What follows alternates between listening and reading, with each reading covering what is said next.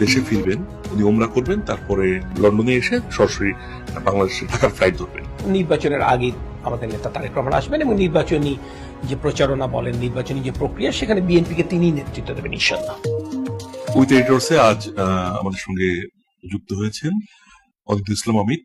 তিনি বাংলাদেশ জাতীয়তাবাদী দল বিএনপির খুলনা বিভাগীয় ভারপ্রাপ্ত সাংগঠনিক সম্পাদক এবং তার আছে রাজনৈতিক পারিবারিক একটা ইতিহাস।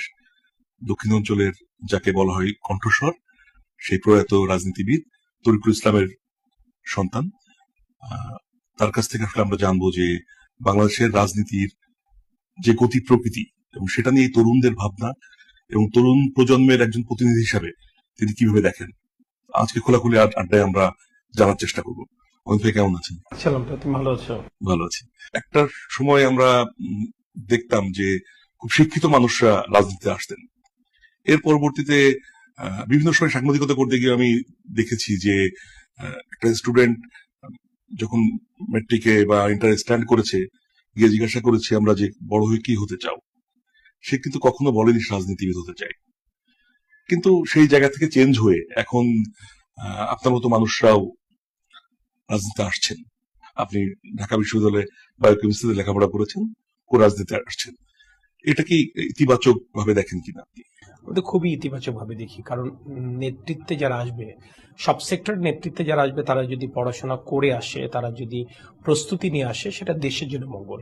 এবং অবশ্যই শিক্ষিত মানুষ, ইট ইজ এক্সপেক্টেড যে তারা কিছু ভ্যালুজ নিয়ে আসবেন, এবং সেটা রাষ্ট্র পরিচালনা শুধু না, সর্বক্ষেত্রে যারা নেতৃত্ব দেবেন তাদের এমন কিছু থাকা উচিত যেটা অন্যদের মধ্যে নেই, যাকে মানুষ অনুকরণ করবে, অনুসরণ করবে।